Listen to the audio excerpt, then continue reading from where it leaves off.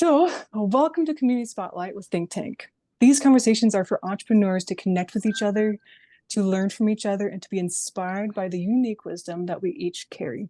So each of our stories are different because we face different challenges, but that means that the insights we have from the journey we've been on is very valuable to the rest of this community.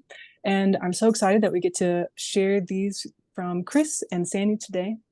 And I will say for the folks who are on with us live, please put your questions as we move along in the conversation into the chat. And I will definitely have time specifically set aside for those questions in the chat. So it's not just me.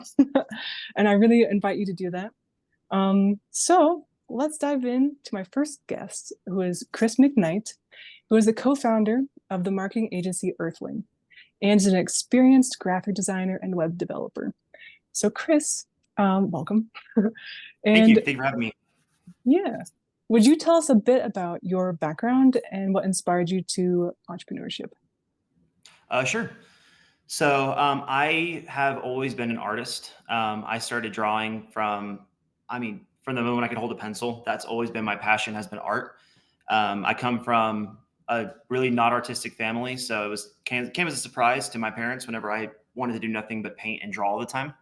But for whatever reason, that has just been what's driven me for the past 25 years. Um, Whenever it was time to start thinking about my future and where I wanted to go, what I wanted to do with my life, I knew I wanted it to be art in some capacity, but I also wanted to be a business owner. I wanted to find a way to get into entrepreneurship and set out on my own. And I discovered that graphic design ended up being the perfect kind of balance of both. Graphic design as a concept is built upon function first and form second. So really what you're doing is you're trying to solve a problem for a customer, whether it's a new logo, whether it's an ad campaign. The focus is that kind of like strategy first, and then the art gets to supplement that, and you get to really explore and have fun with how you make it look and everything. So I decided that was the perfect fit for me. I got my degree in graphic design. I minored with a web development certificate as well, just because those two categories supplement each other really well. And I really do enjoy designing for digital as well as print. And right after college, I got a job at a marketing agency in Texas. I was there for about 3 years. It's also where I met my current business partner. And even though agency was where I wanted to end up, and I knew that was like the long-term goal for me, I really didn't like it for multiple reasons. The biggest issue I had was I really just felt like the agency model, it takes advantage of small business owners. It takes advantage of startups. It charges them ridiculous fees for services that don't need to be as expensive as they are.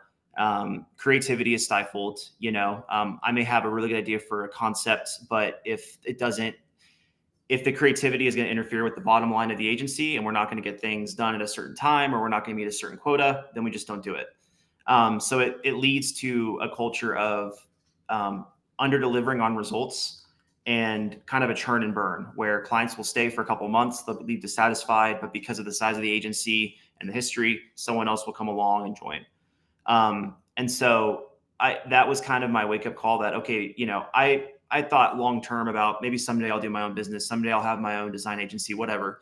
But that was kind of a wake up call to me that there is a real need for a different model and a different type of agency now, because most agencies operate that way. I've worked that was a really large one I've worked at. I've freelanced for a lot of smaller agencies. I've helped some get off the ground, and the end result is always the same.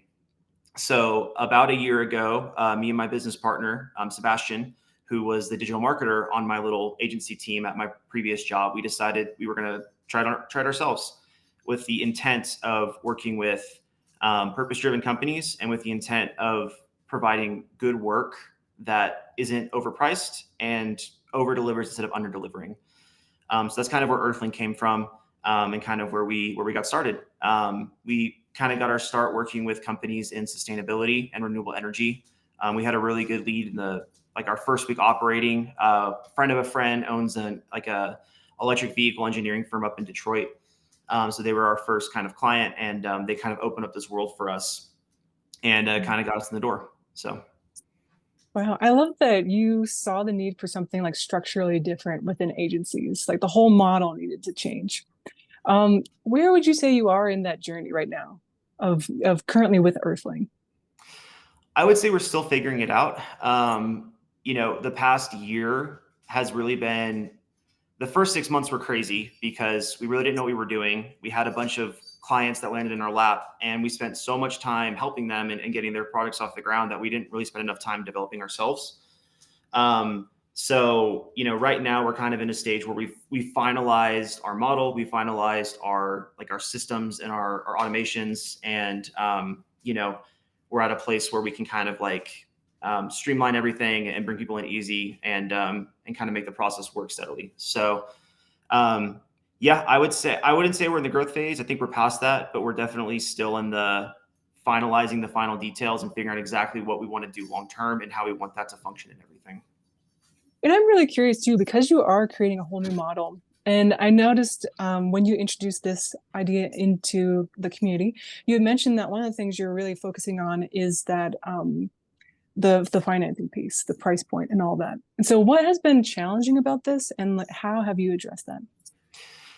The biggest challenge is probably, it's just the MRR, the monthly recurring revenue. Sure. That is how agencies survive. Yeah. That is like the model everyone follows. And the reason everyone follows it is because it is the way to survive as an agency. You can do one-off projects and you can do, I can build a website for someone, they pay me a certain amount of money and then we both go our separate ways. But if you can't guarantee an MRR, so you kind of roughly know how much money you have coming in each month, it's going to be really hard to predict. It's going to be hard to forecast what the next 6 months are going to look like. If we're getting a bunch of projects one month and we're like, all right, we're ready to hire somebody, and then month two comes and we get no projects, there was no point in hiring that person because now we're over budget and we're trying to pay for an employee we can't cover. So that has been the biggest challenge. Did you want me to answer questions now or after I finish? I noticed one just popped up in the. Oh, I'll read them to you. Okay, I'll let you perfect. talk, so you don't have to worry about Okay, sweet. it. So that has been the hardest part, has been the volume. Yeah.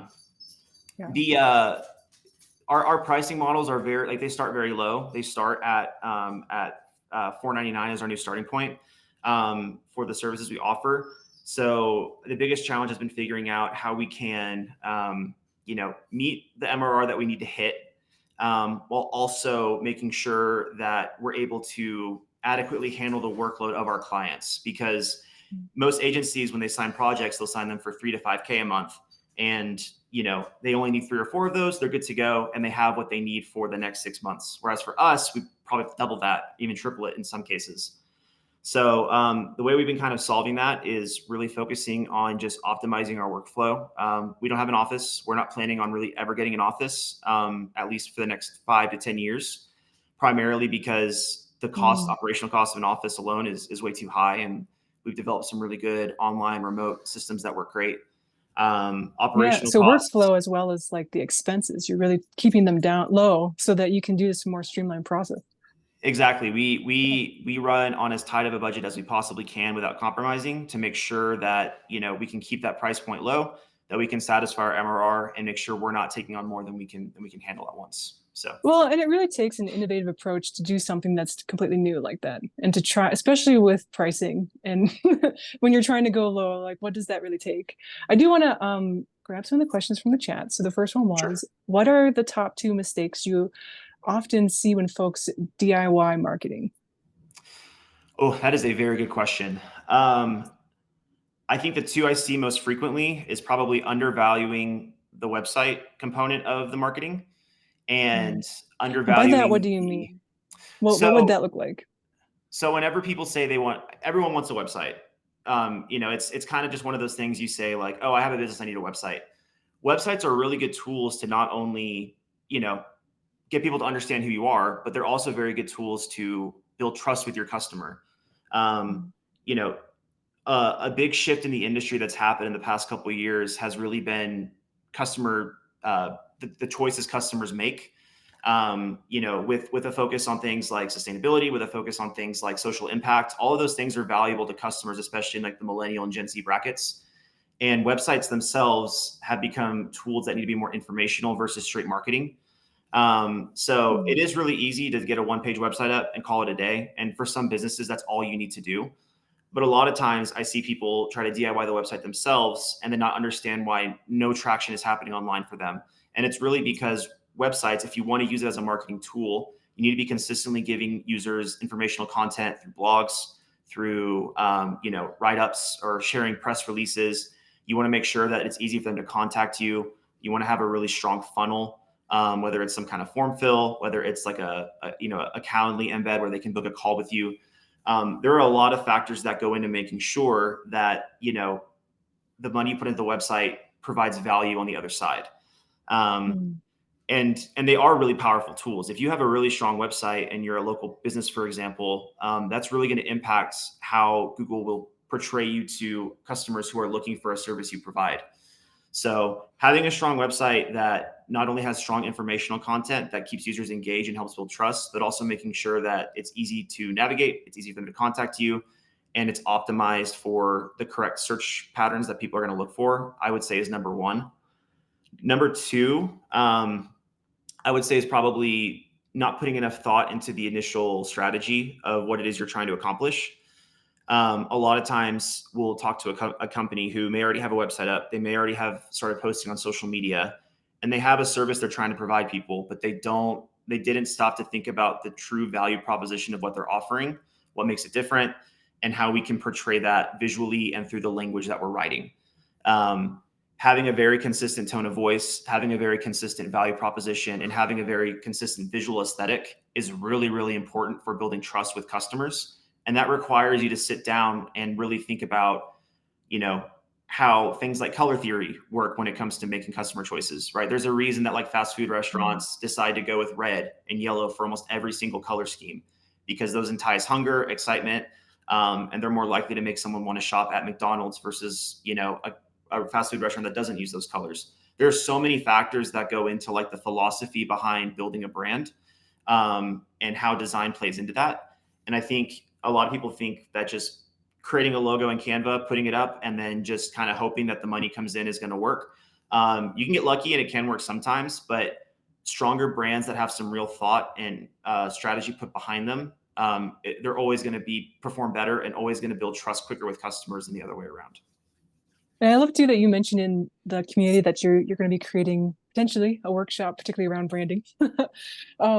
But that piece around the informational content on your website is really important. I know that, at least for me, I've heard a lot of information about having that on YouTube, on social media, that really leading with information, but it's interesting to be reminded not to ignore it on your website, of like, not just in one place, but really in everywhere that the person's going to be having a touch point with you. Would you say? I would agree. It really is about synergy. I hate trying to be salesy and I hate trying to sell to people. But at the end of the day, if you're trying to convert a customer online, that is an outbound lead and not an inbound lead. And outbound leads are people you have to convince. So having synergy between your social media channels, your website, making sure that they can not only learn about what you do, but see you as a thought leader and kind of see how you think about your own industry. And, if you're an agency, showing off your work that you've worked on, if you're a service company, writing about trends that you're seeing, all those things are super important in helping build trust and kind of building like a nice a funnel of information that customers can kind of go through to learn more about you and hopefully decide to go with you versus somebody else. And since we've been talking about branding for a little bit, I know that you may have already kind of described this, but there's another question here about when you say branding, what does that really mean to you? Sure. So branding, brand identity, it all kind of means roughly the same thing. A brand identity is not just a logo. It is the entire visual and verbal component of how people perceive you, right? So when I mention branding, it's not just spending a week creating 3 logo concepts based on your industry and showing it to you. It's a process of figuring out, who is your target audience, and then what kind of language could we use to speak to them on a more deeper level, right? What kind of verbiage, what kind of vocabulary, are you being consistent in the way you speak across social media, your websites, all of those things. It's not just like the single visual component, it's the entire process of how customers perceive you and if that's going to be effective in winning them over or not.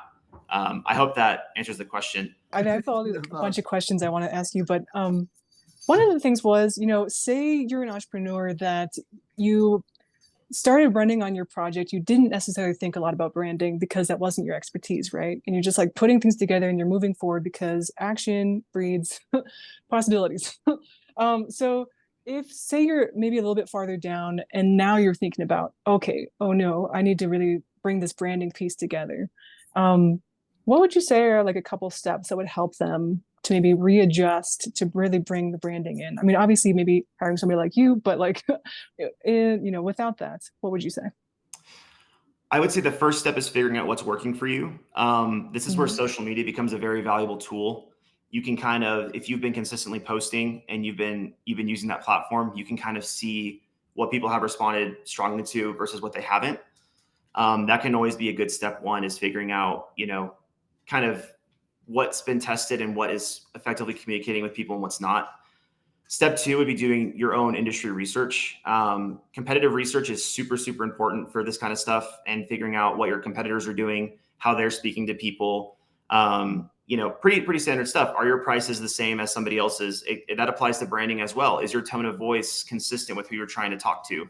So really taking some time to like look at other companies who might be doing what you're doing, to kind of help you kind of fine tune and target what it is you're trying to communicate is always effective. There are a lot of great tools online to kind of do it yourself. I use one for Reddit where you can basically, tell Reddit what it is you're trying to learn about, and it will use an AI to kind of summarize what people in the different Reddit communities are talking about, what their pain points are. All of those things can be super helpful in figuring out how you want to define yourself. And then when it comes to colors and stuff, I would just look into basic color theory. It's pretty straightforward. Like once you learn about it, blue, for example, is a color that instills loyalty and trust, and authority. So if you are a law firm or you are maybe a I don't know, a plumber, blue is a good color for you because you want people to make that connection immediately. If you're a Mhm. restaurant, red might be your go-to because of the things that color represents and how people perceive those things. So really focusing on those fundamentals first, and like figuring out, how you should communicate based on what your audience is responding to and how other companies are communicating with their audiences in similar groups, and how you can visually portray that through just some basic research on, how color impacts, buying decisions, how maybe imagery does as well. That would be my fundamental starting point. And then once you kind of start implementing those practices and seeing what works, then you can kind of keep going down that path and just keep optimizing what's working for you and what's not. And what's not working, you can just kind of toss to the side. Awesome. And I love that you can basically do the research at any point. Like doing that is really important. So wherever you're at, being able to tap into this piece around researching and understanding color theory is always something you can go to. So lastly, I always like to end with this one around what is something of your personal strengths that you would like to offer to the community? And then what is something you would like to receive from the think tank? That's a good question. I think for me, it's really just the sharing component. I love teaching. My initial plan before going into design was to also be a teacher. I come from a family of teachers. I love educating. I love talking about the things that I've learned. So I want people to know that, if they ever have questions, I'm not someone who's going to gatekeep. I'm happy to answer anything you might have a question over, whether we work together or not. If I can help you in any way, then I want to be able to do that. Um, and then as far as, I guess, that's also why I want to do workshops, because I want to share the information that I've accrued, and I want to make sure people have access to it. And then what I can gain, I really just, for me, I'm relatively new to the Colorado Springs area. We moved here a few months ago. So for me, I really just want to start developing community. I love the idea of being able to walk the path with other entrepreneurs who might be having the same struggles as me. So just getting a chance to connect with others, and, hearing their stories, hearing their struggles, figuring out how we can help each other. That's what I think I would value the most out of the Catalyst. Well, thank you so much. I know these short little interviews go so fast. We're pretty much at time, but I wanted to thank you so much for coming on here and jumping on. Um, Absolutely. and I'm really looking forward to your workshops. So I hope folks join those when you have that ready. And yeah, thank you so much. Thank you so much. I really appreciated this.